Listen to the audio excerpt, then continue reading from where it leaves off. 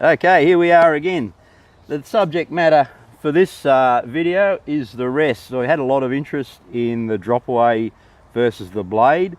The rests are one of those things I think you've got to be comfortable in your own mind that you're doing the right thing, because providing your bow setup's correct, your arrow spine's correct, the arrows react in a way that whether it's a blade, a drop away, or even a solid rest, it doesn't really come into play, and I'll explain that a little bit later on. What I'll do now, I'm just going to dissect both rests, the pros and cons for both rests. You'll pick up straight away where my loyalties are, which is the way I like it. Now, the first one I'll address is the drop away. Now, as you can do, this is my bow, obviously. This is the rest I use, so you know which way I'm going to go straight away. This is a Spigarelli. Now, it's not a very attractive rest. It's quite mechanical in its look.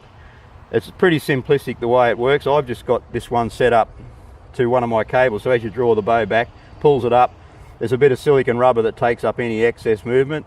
I know the Hamskys have got a system that hooks up to your bottom limb, which is a lot harder to set up. I think this is quite simple.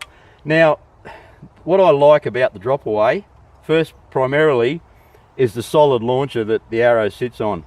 It's nice and solid, substantial. It's got a nice little groove that the arrow sits in nicely. You don't get that little chattering sometimes you get with a blade rest as you draw it back.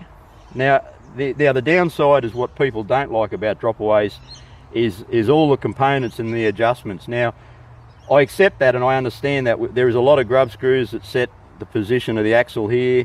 There's a lot you've got to set the position of that. Having said that, I have used and had this particular rest for probably 15 or 16 years. I don't mean this type of rest, this actual rest, I've been using it for 15 years. And in that period of time, I can't say that I've had any issues with anything coming loose or anything moving. But I understand why people don't like them, because of the complexity and the number of components, and again, they're not very attractive.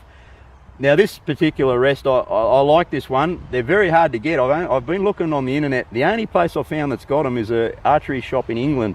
They're not particularly expensive. They're only about $80, 80 Australian dollars. I was actually going to buy another brand new one just to have it with me, because this is the way I go. I like the drop away. Now I'll talk to you about the blade rest, which seems to be the popular way people go these days. Now here we have a very basic model entry-level blade rest. Very simple in the way they work. Obviously your center shot left and right, your knocking point up and down, and your blade. They are much more simplistic than the drop aways, no question, but having said that, like I said, I haven't had any particular problems with my drop away. Now the plus of these is they're simplistic, not much can go wrong with them. The downside, the weak link with these, is obviously the blade. Now the blade's a spring steel. Spring steel is quite brittle and fragile, particularly if it's continually vibrated, which happens when you draw the arrow across it and you release. They're very vulnerable in the way that they sit on the bow. The prongs where the arrow rests or sits are quite sharp. You have to be careful with a bow like this with an open riser. You have to be very careful. If you had a blade rest on my OK, say, or some of the Hyot's, not such an issue because they are protected. But you do have to be careful, because they'll pinch stuff and you'll bend them. And as we've seen with Greg, particularly the amount of arrows that Greg fires, they do fatigue and they do bend and break. So there's a plus and a minus for both ones. I think it really comes down to your own personal preference. I can understand why people use these, but I'm happy to use a drop away because to me it just makes sense. But just to throw another angle in this, if you have your arrow spine correct for your bow and your poundage, it really shouldn't matter whether you use a drop away or a blade, because once you release, the arrow virtually doesn't touch this rest. I'll explain that right now. I'll just get an arrow as an example. Again, like I said, this is very important to have your spine correct for your bow poundage. What basically happens with an arrow, or with a compound with a release aid, your arrow flexes vertically like that. Now say if this arrow is at full draw and the rest is about sitting there on the arrow, Initially when you release, the arrow does that because the string wants to push the arrow down, but the weight of the tip keeps it in place. This is where, am I in a wide enough angle there, Jimmy? Yep, I can see perfect. This is where the heavier tip on the arrow makes your spine weaker. Because you've got a heavier weight to get moving initially, that spine actually flexes a bit more. So this is why heavier tips make your spines a bit weaker in your arrows, or lighter make them stiffer, purely because of on the release. Now what happens, I'll go back to that again. When you release, first thing that happens is the arrow flexes that way, which effectively lifts the tip of the arrow off the rest.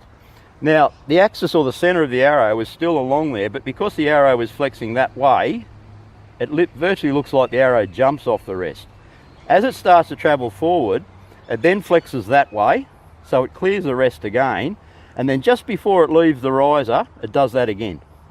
So effectively, with those flexings correct, with the spine weight correct, there's no contact with the arrow rest. Now, if you're using a drop away, there's no issue, it's not going to be there. If you're using a blade rest, and if you're knocking height set right and you're getting interference, I would suggest your arrow spine's not correct, because the arrow is not being allowed to flex in its natural path, which is the archer's paradox. That's what they call that for whatever reason. But the arrow does that, comes out of the bow, and it keeps doing that until it settles. This is why it's very difficult too to do your paper tuning issue, because if your arrow is actually responding correctly, it doesn't appear to be you are getting a bullet hole whereby the arrow may very well be. So all that considered with the spine weight, that's one of the most important things, is the fact that you have the correct spine weight for your bow poundage, and you'll get that correct arrow flex, which will give you clearance over a blade rest or a solid rest or whatever you like. So back to what I said with the rest, personal preference, I think the blade is a concern to me because they do fatigue. A lot of people, when they draw their arrows back, they have trouble with the arrow chattering on the blade. This is purely because if your draw's not smooth, carbon may appear to be smooth, but actually quite coarse, so you get that jumping issue. And if you look at Greg's blade rest he's using at the moment, he's got quite a heavy support under the blade and on top of the blade, and there's virtually no movement in the blade. So that just confirms what I'm saying in regard to your spine weight being correct, and you will clear it correctly. This is why with recurvers, they have their rest off the riser, the same as guys shooting fingers with compounds. They should have it off the riser. The arrow flexes exactly the same, but instead of it flexing vertically, it flexes left to right. So, and the process is exactly the same, so it clears the riser as it travels through. Now that's something you can have a look on YouTube. I think there's some slow speed footage of compounds being shot. It's very fascinating to see the stresses and strains on a bow when it's being shot. And everything vibrates and flops around, and it makes you wonder how we can do what we can do with them sometimes. So I hope that helps a few people. If you've got any other requests or questions in regard to this, let me know, drop me a line, because I like to respond to them. I hope I haven't missed anything. I probably haven't cleared anything up. There's no real black and white answer to this question. It's a personal thing. And like I always say, your bow is your bow. So you set it up the way you want to set it up. People will have their opinions, that's fine, but it's your bow at the end of the day, so you've got to be happy with the setup.